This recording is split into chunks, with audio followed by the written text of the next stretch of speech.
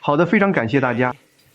今天是个重要的日子，很多人都在关注，尤其来自其他国家的领导人。你们也知道，很多其他国家的领导人，因为我们这里有一大批领导人，那些没能到场的，也都在通过 Zoom 观看。我希望他们能喜欢。还有媒体的朋友们，我们非常感谢你们，你们非常尊重我们，你们一直都非常尊重我们正在做的事情。我们正在做的事情其实很简单，就是和平，它叫做和平委员会。说的就是和平这个词，它说起来容易，但实现起来却很难。但我们一定会实现它，而且我们一直做得非常好。在座的一些领导人在仅仅这第1年里，就给了我很大的帮助。我们度过了我国历史上可能前所未有的第1年，因为我们解决了8场战争，而且我认为第9场也即将解决。结果它变得更棘手了。我原以为那会是最容易解决的，但在战争面前，你永远不知道什么是容易的，什么又是不那么容易的。但我们建立了很好的关系，我也和很多人成为了朋友。我很感谢你们能来到这里，你们都是伟大的人，都是伟大的领导人。那些通过闭路和开路观看的人们，在很多情况下，他们为此感到非常自豪。他们希望它是公开的，但他们都成为了我的挚友。而且你们知道，在我的第1个任期内，我们重建了我们的国家。现在我们达到了一个美国前所未有的境地，道琼斯指数我们突破了5万点，他们说那需要4年时间。标准普尔指数我们突破了7000点，他们说那在4年内是不可能做到的，那会是天方夜谭。而且当我上任的时候，他们都说，如果他能在4年内达到接近4万5千点，那将是一个了不起的成就。结果我们在第1年就达到了5万点，而且我们还达到了7000点。据华尔街的那些天才们说，这实际上更难做到。我们在第1年就达到了7000点，他们说这可能需要4到5年，如果能做到，他们就会非常高兴，那会是一项了不起的成就。我们在1年内就做到了，但是我们正在做一项伟大的工作。和平委员会是我认为我将参与的最重要、影响最深远的事情之一。我们参与了很多事情，而且真的，我与在座的各位一起参与了很多事情。我们共同努力结束了他们国家的战争，有些战争持续了32年，还有34年和37年的。那是很长的时间，而我们大约在2天内就结束了每一场战争。但是，我们还有其他工作要做，而且我们正在完成它。加沙，非常复杂，这真是太棒了。我要感谢史蒂夫和贾里德的出色工作，马可正在那边看着，每个人都非常棒，还有万斯，他们都在做着多么出色的工作啊！这是一个团队，我认为这是有史以来组建的最棒的团队。而且，你们从结果中就能看到这一点。所以今天非常荣幸地欢迎大家来到美国和平研究所，参加和平委员会的首次会议，这非常重要。我相信这是最具影响力的委员会，尤其是在权力和声望方面，从未有过任何能与之匹敌的，因为这些都是最伟大的世界领导人。几乎所有人都已经接受了，那些还没有接受的也将会接受。你们知道，有些人耍点小聪明，这是行不通的。你们不能在我面前耍小聪明，但他们确实在耍一点。但是，他们都将加入，每个人都，他们中的大多数都非常迅速地加入了。有少数我们确实不想要的，因为他们是麻烦制造者，我们会处理他们。但是，这是有史以来组建的最负盛名的委员会。你们知道，我见过一些很棒的公司董事会，我见过一些很棒的委员会，就是这样。和这个委员会比起来，那简直是小巫见大巫了。因为除了约翰尼，我们这里几乎每个人都是一个国家的元首，但他是足球的负责人，所以也还不错，对吧？约翰尼，我觉得我最喜欢你的工作了。顺便说一句，你的世界杯创造了足球史上所有的门票销售记录，历史上从来没有人见过这样的盛况，门票销售几乎已经全部完成了，从来没有人见过这样的情况，所以恭喜你，你做了一个很好的决定，我们一起做到的，我们一起做到的。谢谢你，约翰尼，好样的。所以我要感谢许多远道而来的领导人和贵宾，感谢他们参加我们现在正在进行的这次重要会议。这座建筑是为了和平而建造的，之前没有人知道该给它起什么名字，然后马可就用我的名字给他命名了。我和这事儿一点关系都没有，我发誓我没有，我发誓我完全不知道。他们说会有一个惊喜，我当时不知道会有惊喜，我以为他们会给我很多钱什么的，也许是现金，我总是能用上一些额外的现金。但我来了，他们停下了那辆漂亮的野兽专车，我很安全地下了车，我确信，然后我抬头一看，建筑上写着唐纳德 J 川普。当我说那件事和我一点关系都没有的时候，没有人相信。不过没关系，但我很感激，是马可和万斯以及一群人一起做的。我只是觉得这很棒，而且这让我工作更努力了。我们必须更加努力，我们必须让这座建筑变得更加重要。这座建筑是全新的，他们是为了和平而建造的，但没有人使用它，你知道的，没有人知道它的用途是什么。但是它的建筑非常漂亮，而且它有会议室、接待室，它真的很棒。它建的时候，人们还想不到它能做什么，然后国务院接管了它，他们很喜欢。马可有一天过来，他看到了这座建筑，他说这座建筑太棒了，然后他真的声称拥有了它，对吧？他说这栋楼是他争取。他就是这样的人。马可在哪？是吗？马可是真的吗？你争取到了这栋楼，从大约5个想要他的团体手里争取过来的，这件事情办得非常快，非常有条理。但它真的建得非常漂亮，一栋如此美丽的建筑。但我们共同努力，为加沙、中东乃至全世界人民确保一个更光明的未来。我认为和平委员会，因为它的成员大多是领导人，还有一些令人难以置信的、受人尊敬的人士，但主要是中东国家的领导人，以及来自世界各地的国家领导人。他们在资金方面也一直非常慷慨。而美国，我稍后会提到，在资金方面也同样非常慷慨。因为没有什么比和平更重要，也没有什么比和平更省钱的了。你们知道，一旦开战，所花费的成本是实现和平的100倍。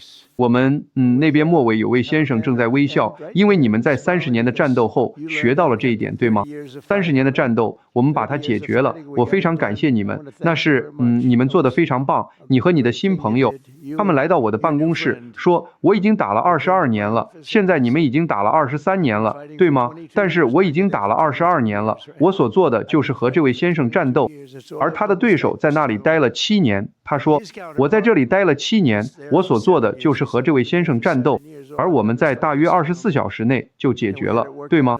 而且这带来了很好的和平。我想他们已经成为朋友了，我不确定我是否被允许这么说，但我想是的，我想他们已经成为朋友了，对吗？对吗？对吗？站起来，站起来！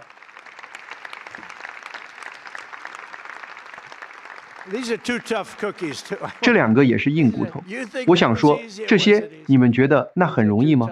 那可不容易。这2个人很强硬，是好人，但很强硬。但是你们知道，我们在椭圆形办公室里，当时我们快要，其中一个人坐在房间的一边，我的办公桌，那张漂亮的坚毅桌前有2把椅子，一个人坐在这边，另一个人坐在房间的另一边。我说，伙计们，你们能坐近一点吗？我不想，他们感到非常不舒服。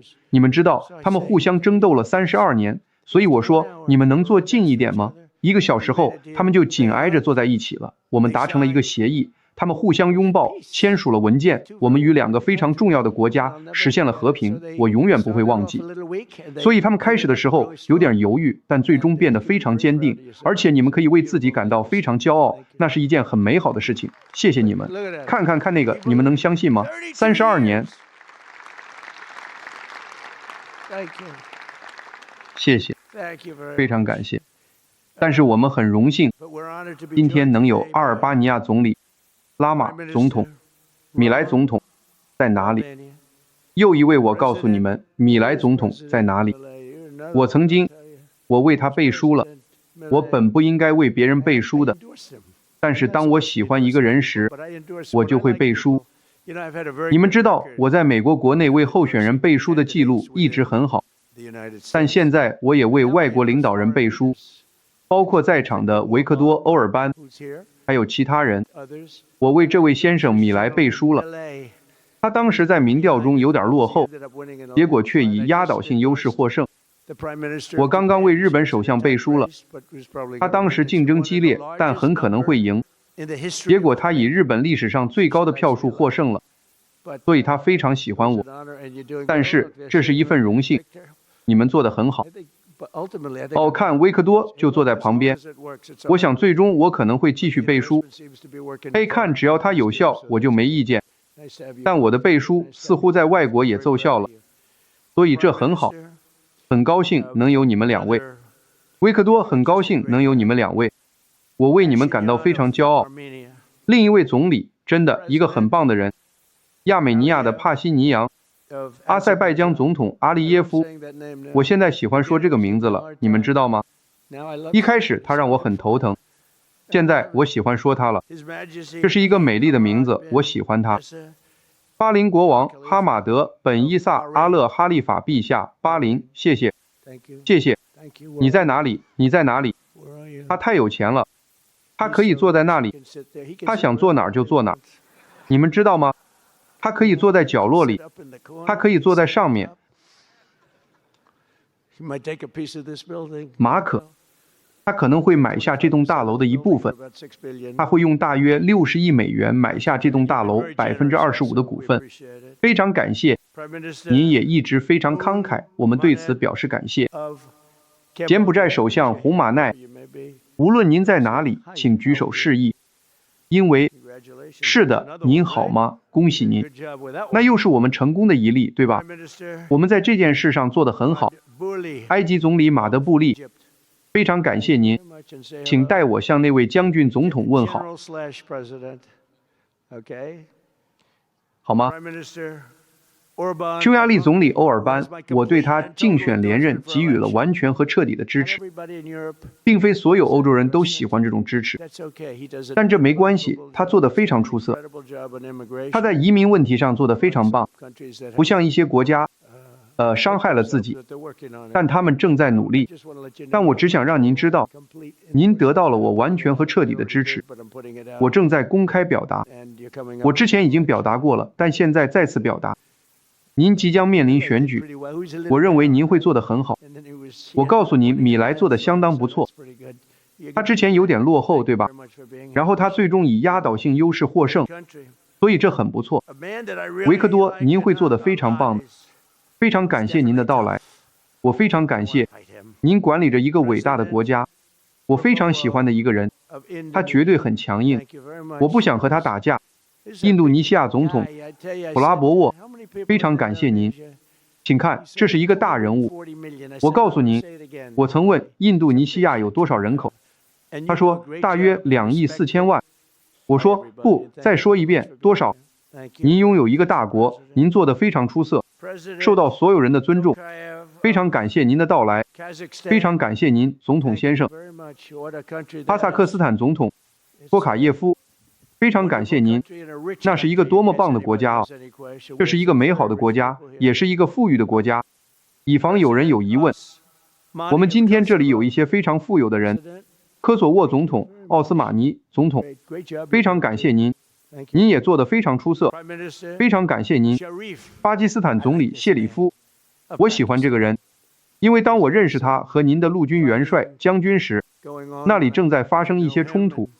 一位非常非常棒的将军，一位伟大的陆军元帅，一个非常棒的人。我见到了这位总理，他在我们的幕僚长苏西威尔斯面前说，苏西就在这里。他说，您知道吗？没人知道这件事，但我相信川普总统在阻止我们和印度之间的战争时，拯救了2500万人的生命，对吧？您发表了那个声明，我说2500万人的生命，实际上可能更多，但这真是一件美好的事情。您是在一群人面前说的，他们都走了出去，他们没有考虑过，但您说的是那种生命，那场战争正在激烈进行，飞机被击落了，对吧？那是巴基斯坦和印度，我给他们双方都打了电话，我对他们有点了解，我其实非常了解莫迪总理，但我通过一些贸易往来认识了巴基斯坦，他们当时想达成一个太好的协议，我有点不高兴，但最终他们得到了他们想要的，对吧？他们达成了一个好协议，我也开始喜欢他们了。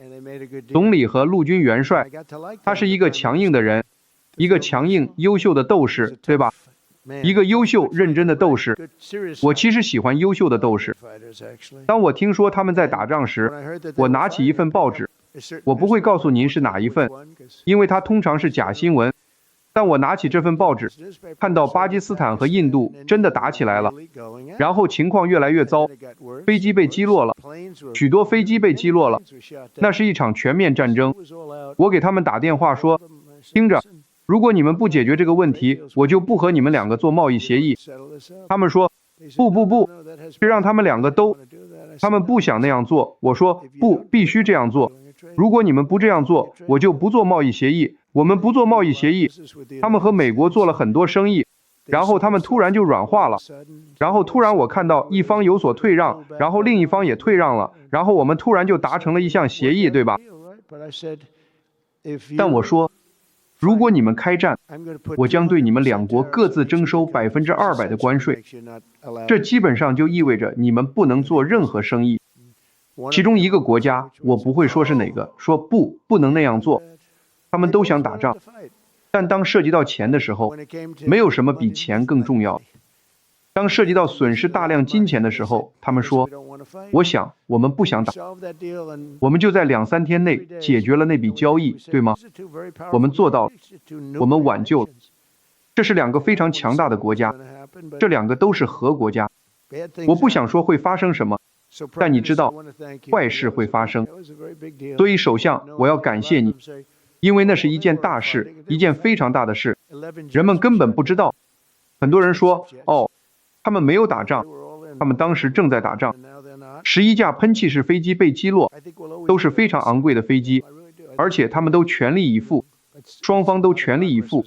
但现在他们没有了，而且我想，我们总能和他们解决问题。我真的这么认为，我想你们会有的。你知道，这甚至在关系上都取得了很大的进展。莫迪首相也是，他是一个伟大的人，他是一个很棒的人，他们都很棒。但是我对此感到非常自豪。巴拉圭总统佩尼亚在这里，总统，非常感谢你，年轻英俊的家伙，年轻英俊总是好的，但这不意味着我们必须喜欢你。我不喜欢年轻英俊的男人。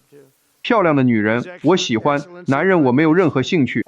很好，非常感谢你，你也做得很好。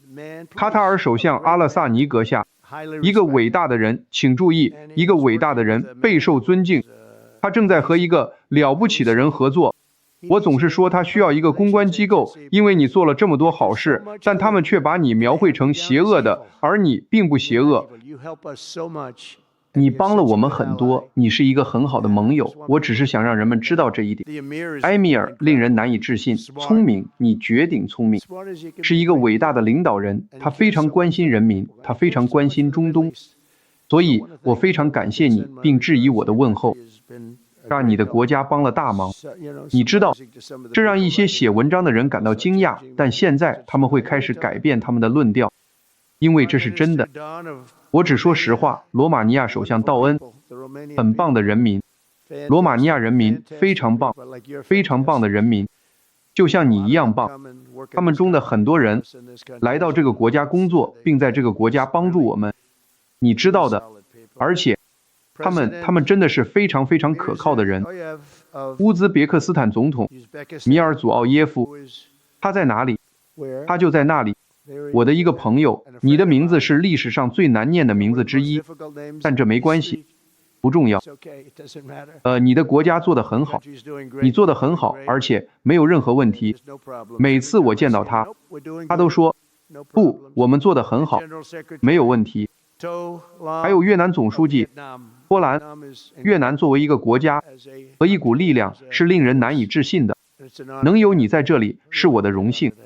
真的是一个巨大的荣幸，能有你在这里，对你的国家非常尊重，非常尊重。我还想向副总统万斯表达我的感谢，他是一个了不起的人，他是一个了不起的人才，他是一个优秀的学生，他上了一所学校，毕业了。你知道，大多数人，如果你看看慕尼黑活动中的一些人，他们没有很快从大学毕业，他们尽了他们所能做的一切。有一个年轻漂亮的女人，她无法回答问题，而且他不像万斯那样在大学里有好成绩。万斯在2年内从一所4年半的大学毕业，然后他去了耶鲁大学，以班级第1的成绩毕业。他去了军校，但当他去耶鲁大学的时候，有一个人稍微领先于他，所以他娶了她。你能相信吗？他娶了那个领先的人。我不知道，我总是喜欢说万斯是第1，乌莎是第2，因为我说的时候会有点不舒服。但是，他一直都很了不起，他是一个聪明的人，一个很棒的人，他一直是我的朋友。我们所有的人，我们有一个非常棒的团队，我们的内阁成员，每个人，他们中的很多人都在这里，但是，万斯一直都很棒，非常感谢你。他偶尔会有点强硬，我们偶尔需要让他慢下来一点，他会说出自己的想法。现在，我们有另一个极端，你的朋友坐在后面，你最好的朋友坐在后面。是马可，马可用天鹅绒般的温柔来做这件事，但那是一种杀伤力，对吗？结果是一样的，只是他们做的非常不。马可，2天前你在慕尼黑的表现真是令人骄傲。事实上，我差点就解雇了他，因为他们都在说为什么川普做不到。我能做到，只是我说的方式不同。但是马可，请不要做的比你已经做得更好，因为如果你做得更好，你就要走人了。但不，他得到了。我希望我的团队表现出色。他得到的赞誉和万斯得到的赞誉都非常棒。我们有聪明的人，当你看到那里的代表，比如加文纽森，他根本不知道自己在做什么，他们甚至不知道为什么，他不知道自己为什么在那里。还有 AOC。他连一个简单的问题都回答不了。他本可以说，我正在研究，下周会向你汇报。你知道，那样就可以蒙混过关。但他只是厉一声。我认为这实际上可能是一个断送职业生涯的回答，因为在未来25年里，任何与他竞选的人，我想苏西都会利用那一点点东西。那不好，那不自然。所以我要感谢万斯，我要感谢国务卿马可·卢比奥，他们非常出色。我要感谢和平特使史蒂夫·维特科夫，他简直令人难以置信。你们知道，我选择史蒂夫是因为我以前是纽约的开发商，非常成功，实际上比史蒂夫成功的多，但我不想说出来，我不会说出来。约翰尼，我不会，我拒绝说，但我看到了史蒂夫身上的一些特质。史蒂夫是一位伟大的谈判者，每个人都喜欢他。所有这些开发商，他们都很强硬。你知道纽约的开发商往往比较强硬，而且你知道，他们大多数人互相憎恨，就像这个房间里很多人互相憎恨一样。你知道，这有点自然，我想，但我们正在把爱带回这个房间，就像过去一样。但每个人都喜欢史蒂夫。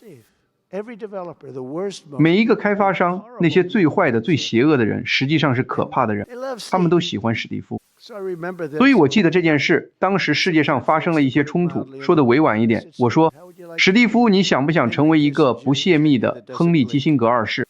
我说，史蒂夫，你是个泄密者吗？不，他甚至不知道这个词是什么意思。这是真的。我总是说亨利·基辛格，他是有史以来最伟大的泄密者之一。顺便说一句，理查德·尼克松曾对他说，亨利，是谁泄露了所有这些东西？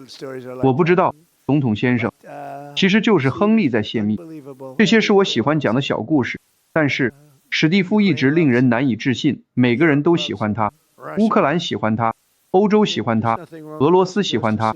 我的意思是，这没什么不对的。他去见普京总统，他以前不认识普京，我为他安排了一次会面。我说，史蒂夫怎么样了？先生，他还在里面。哦，那已经1个小时了。我回电话说，告诉史蒂夫，等他结束了给我打电话，我想知道到底发生了什么。我们想结束那场战争，所以他还在里面。3个小时、4个小时，他们第一次会面就待了4个小时，这就是才能。他们相处得很好。我的意思是，人们喜欢或不喜欢普京或泽连斯基，他们都能相处。泽连斯基也是一样。我的意思是，他们都喜欢史蒂夫，史蒂夫做得非常出色，那是一个棘手的问题，那是一个更棘手的问题。我本以为我们在这里解决的一些问题会是，我以为这会很容易，因为我与普京总统关系很好，我与习主席关系也很好。我将在4月去中国，那将会是一次疯狂的经历。我说，但我们必须举办中国历史上前所未有的最盛大的展示。你们知道，上次我去中国，习主席待我非常好，他给我展示了一番。我从未见过这么多身高完全一致的士兵，精确到1/4英寸之内。你们知道，当你有14亿人口的时候，你就能做到这一点，对吧？很多人每个人的身高都精确到1/8英寸。我说，如果他们把头盔放下来，你可以在他们头上打台球，而且这相当惊人。但我说，你必须超越他。他说，我会超越他，我们将会超越他，我们将会让很多人，后面那些假新闻的大部分人都会离开。所以史蒂夫做得非常出色。然后过了一会儿，我们请来了贾里德。贾里德负责了亚伯拉罕协议，这令人难以置信，没有人能做到这一点。他是一个非常聪明的人，而且我们也要让贾里德成为特使，和平特使。他们都是和平特使。你找不到两个，我告诉你，我看着这两个人，我说，至少从智商的角度来看，我们是没问题的。这两个人走进一个房间，但人们都喜欢他们，你知道吗？他们是好人，人们都喜欢他们。他们举行了一些非常好的会议，他们举行了一些非常有趣的会议。正如你们所知，伊朗现在是一个热点地区，他们正在会面，他们与伊朗的代表关系良好，而且正在进行良好的对话。事实证明，多年来与伊朗达成一项有意义的协议并不容易，我们必须达成一项有意义的协议，否则会发生不好的事情。但我们必须达成一项有意义的协议，而且他们与伊朗的代表关系很好，他们与他们现在真正致力于的另一个国家关系很好，因为这些国家太多了。我的意思是，举个例子，科索沃和塞尔维亚，我解决了那个问题。你们中有人在这里的话，能站起来一下吗？科索沃、塞尔维亚，请站起来。干得真棒，非常感谢，我们很感激，太好了，你们相处得很好。如果你们相处不好，你们会给我打电话，我们会解决的，对吧？我们会解决的。非常感谢，真的很好。然后巴基斯坦和印度，那是一个大问题，而且我想你们实际上应该站起来，请大家站起来一下。巴基斯坦和印度，非常感谢你们。而且总理，我跟莫迪总理谈过了，他很兴奋，他现在正在看我们的直播。埃及和埃塞俄比亚，我们也会解决的，你们知道的，那里建了一座小水坝，一座小水坝，也许是世界上最大的水坝，当然是由美国出色的建造和资助的。他们现在在尼罗河取水方面遇到了一点麻烦。但是，这不是，那是一个棘手的情况，但我们会解决的。亚美尼亚和阿塞拜疆我们谈过了，再次非常感谢各位，干得好，干得好，谢谢你们。柬埔寨和泰国，你们做得太棒了，你们齐心协力，一切都解决了。他们正在看，他们现在正在通过闭路电视观看，非常感谢你们，谢谢。那是一件大事，柬埔寨和泰国。我得告诉你们，这些斗士很厉害，这些斗士很厉害。现在我们谈到你们说厉害的斗士，跟他们比起来，你们都是好人。刚果和卢旺达那也是，我们让他们相当和平了，偶尔会有点小冲突，我每周都会接到一次电话，先生，刚果又发生冲突了，我们会解决的，对吧，苏西？我们会解决的，而且，以色列你们知道的。如果你想知道真相，你可以说以色列和许多国家，但以色列和伊朗，我们会看看进展如何。但当你想到以色列，我们已经做了最伟大的事情，我们现在在中东实现了和平，这比人们说这不可能做到。3000年来，他们一直在谈论中东，他们说这不可能做到，而且，你看看加沙发生的事情。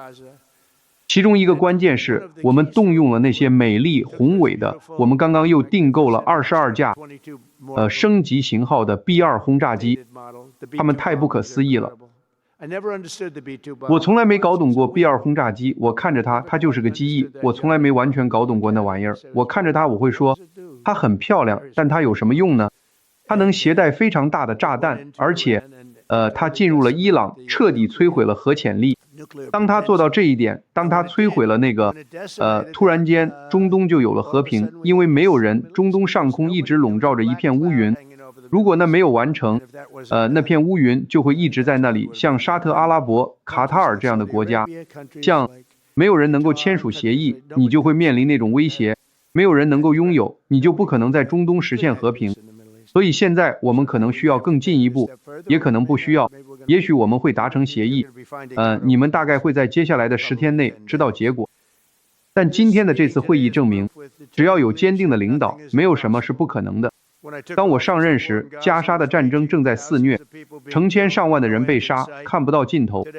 今天多亏了不懈的外交努力，以及在座许多伟大人物的承诺，我们有59个国家在加沙问题上签署了协议。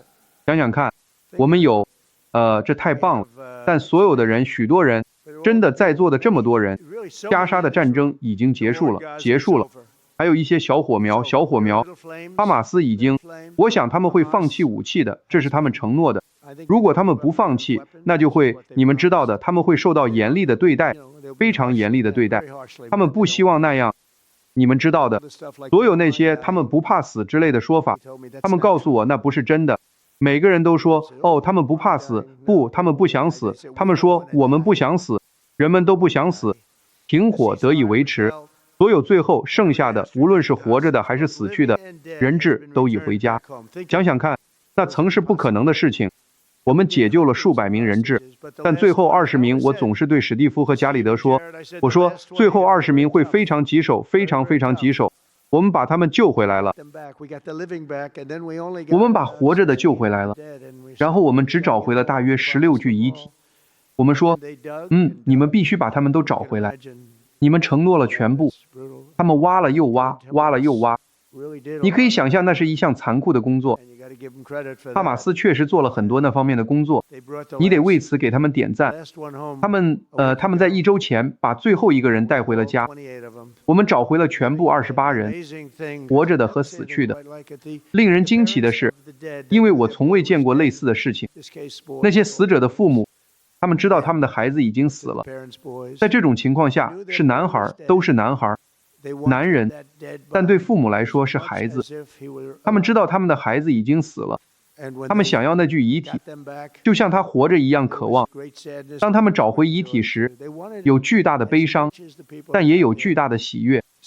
他们渴望遗体，就像那些找回活着的儿子的人一样渴望。但在那20人之前，史蒂夫，我们救回了很多人，但没人谈论。但是你们知道的，数百人，我们做得很好，你们也做得非常出色。我要感谢所有帮助我们实现这一里程碑式突破的国家，挽救了无数生命，而且，真正带来了和平，带来了和平的理念。因为没有人认为中东和平，我一直听说中东和平是不可能的，结果证明并非如此。我们确实还需要与伊朗做一些工作，他们不能拥有核武器，这很简单，他们不能拥有，如果他们拥有核武器，中东就不可能实现和平，而且，他们不能拥有核武器，这一点已经非常明确地告诉他们了。自去年10月来之不易的停火以来，美国和我们的伙伴已经协助运送了大量人道主义援助，数量之大，前所未有。在11月，联合国安理会一致批准了和平委员会。上个月，在达沃斯，我们欢迎了20多名成员加入这个非常重要的新组织。我们正在与联合国非常密切的合作。事实上，我一会儿会和秘书长谈谈。他是一个好人，我们关系一直不错。除了在我上次演讲的时候，他们把我的提词器关了。我走上台，我的提词器不工作了。我坐在你们所有人以及更多人面前，我没有提词器。我知道我遇到麻烦了，因为我走上去的时候，你们知道，提词器就在那边。我准备了一篇最精彩的演讲，我本来准备让他们大吃一惊的。首先，我乘坐的自动扶梯停了，你们知道的，它正在往上走，突然砰的一声停了。幸好我的电影明星第一夫人在我前面，因为我把手放在她身上，才得以稳住没有摔倒，不然的话，我说天哪，停得真急啊！所以我说这太奇怪了。我坐过很多自动扶梯，以前从未发生过这种事。通常它会慢慢停下来，这次就是砰的一声。但我们的第一夫人正好在我合适的位置，我正在向人们挥手，她当时抓得更紧了一点。他知道发生了什么，他确实知道。现在有一部非常成功的电影正在上映，大概是票房第一，你们相信吗？而且他是一个大电影明星，一个大明星。我总是说这很麻烦，因为我总是说一个家庭容不下2个明星。我告诉过他，一个家庭不能有2个明星。所以我不知道那意味着什么，但这不好，这不好。但这很好，因为我们为他感到骄傲。他做了一部电影，美国人民爱戴第一夫人。他拍了那部电影，他成为了20年来最畅销的纪录片。你们相信吗？电影院都座无虚席，特别是女性，他们会回去看2、3次、4次。但我们共同致力于实现一个治理得当的加沙。整个地区都将，你们知道，很多和中东没什么关系的国家，但可能离得比较近的，他们都参与进来了。他们想进去打仗。他们一直告诉我，如果需要的话，我们愿意派兵参战。但我认为没有必要。我们有2个国家想进去好好教训一下哈马斯。我说，我真的不认为有必要。我希望没有必要，因为他们做出了承诺。他们向我承诺会销毁他们的武器，看起来他们会那样做，但我们还得拭目以待。但它不再是激进主义和恐怖主义的温床了。为了结束这一切，我们今天，我很高兴地宣布，哈萨克斯坦、阿塞拜疆、阿联酋、摩洛哥、巴林、卡塔尔、沙特阿拉伯、乌兹别克斯坦和科威特贡献了超过70亿美元，用于这个救助方案。这很棒，谢谢你们各位，谢谢。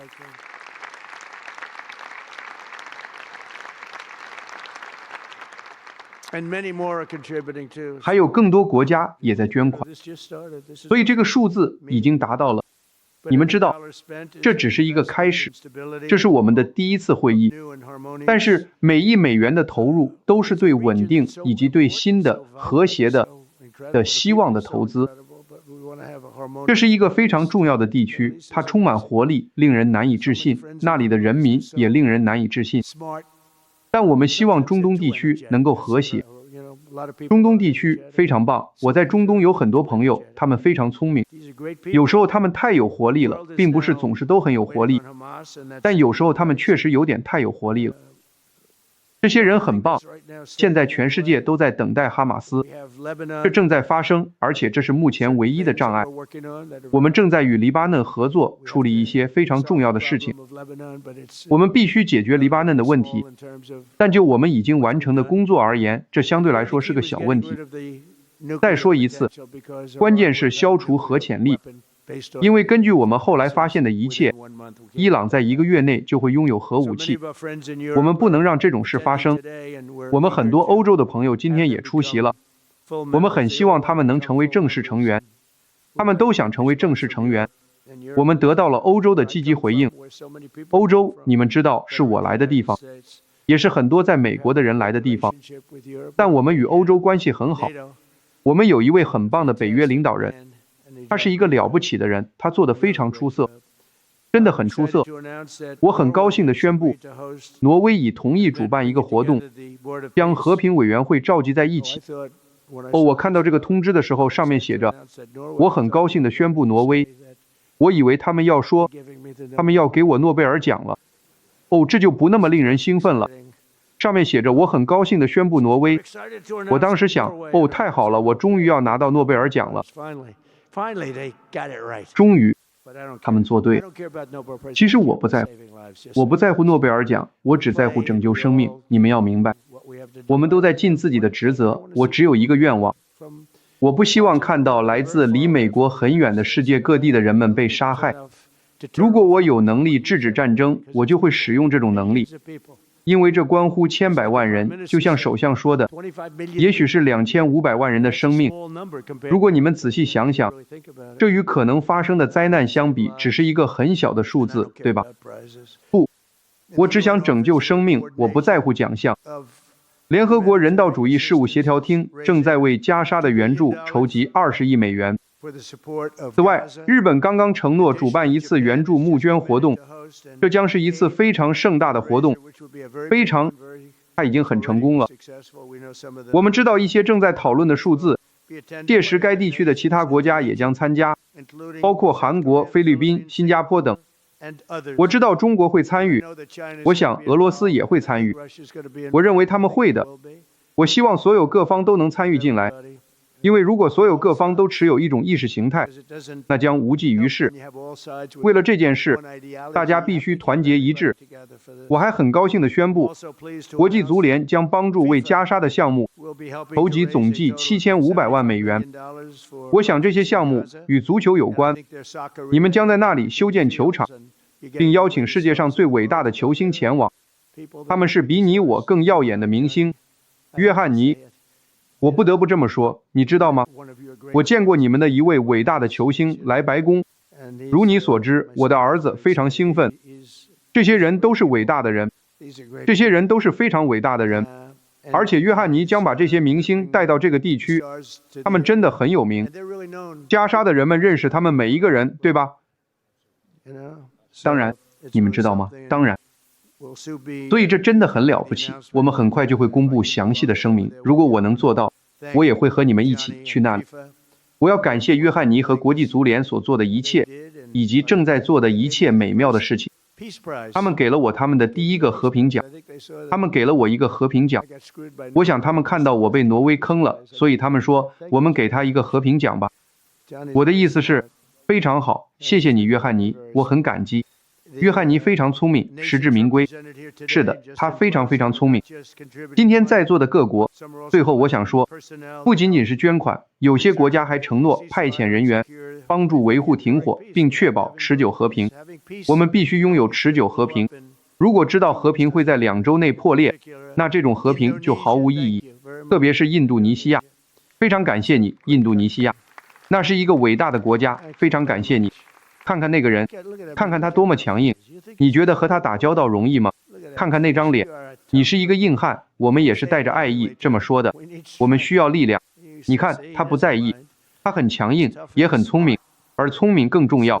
摩洛哥，非常感谢你，太棒了，你们正在做的事情很棒。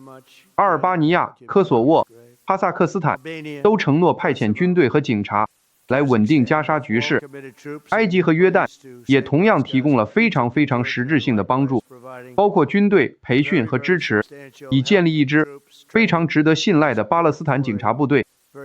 我们认为我们正在为这支警察部队招募到一些非常优秀的人员，而且你们知道，这是中东的和平，我们正在中东实现和平。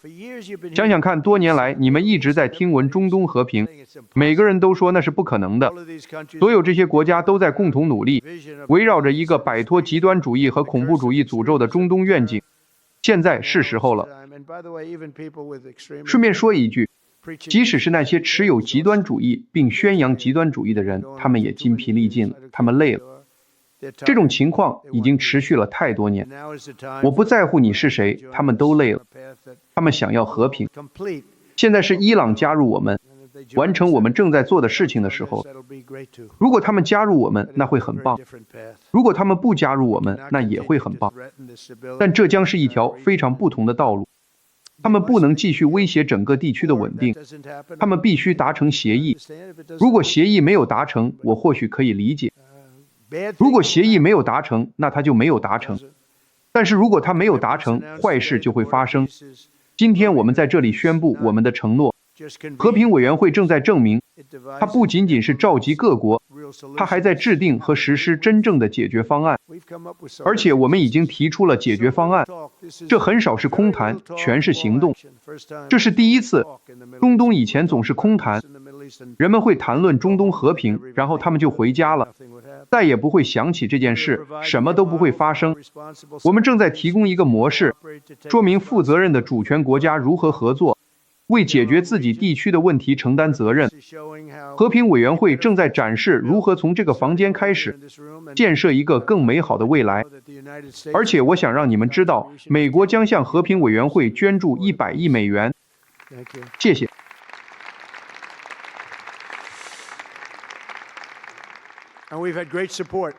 我们提出的数字得到了巨大的支持，而且当你把它与战争的代价相比时，这个数字非常小。那只是2周的战斗所花的钱，这是一个非常小的数字，听起来很多，但它是一个非常小的数字。所以我们承诺投入100亿美元，我们可以共同实现一个梦想，那就是为这个被几个世纪的战争、苦难和屠杀折磨的地区带来持久的和谐。他们说这已经持续了3000年，希望我们能让全世界看到其他难以解决的冲突是如何得到解决的。他们说很多冲突是不可能解决的，但我们解决了它们。我们解决了8个冲突，其中大部分都被认为是无法解决的，但他们不仅得到了解决，而且在几天之内就解决了。当我们沿着这条非常美丽的道路前进时，更多不可能的问题可以得到解决。我认为这是一条美丽的道路，我认为这是一个非常重要的日子，甚至天气也很美。我们走进来，一切都很美，但古老的伤口可以愈合。它们确实很古老，这已经持续了几个世纪。我们的整个星球将成为一个对我们所有人来说更好、更安全、更美丽、更和平的地方。我们将与联合国非常密切的合作，我们将让他们重新振作起来。我认为联合国拥有巨大的潜力，真正巨大的潜力，它还没有发挥出潜力。那8场战争，我甚至没有和他们谈过其中任何一场。我应该和他们谈谈所有这些战争。总有一天，我不会在这里，联合国将会，我认为会变得更强大。和平委员会将几乎是监督联合国，确保它正常运作，但我们将加强联合国，我们将确保它的设施良好。如果他们需要帮助，而且他们在资金方面需要帮助，我们将在资金方面帮助他们，我们将确保联合国是可行的。而且联合国有一些非常优秀的人，他们可以做得很好。但正如我所说的，我多年来一直说，联合国拥有巨大的潜力。很多人不喜欢我这么说，他们说，哦，你不应该这么说，因为你知道我们不在乎联合国。不，它真的非常重要，而且我认为它最终会发挥出潜力，那将是一个重要的日子。所以我要感谢所有在座的人，你们是我的朋友，你们是伟大的领导人，你们是伟大的人，而且我可以诚实地说，你们是强大的领导人，在很多情况下是强硬的领导人。我所看到的每一个人就在这里，我都认识并尊重，而且真的，你们是朋友，是我的朋友。如果我能帮到你们，请告诉我，但这将会是一件大事。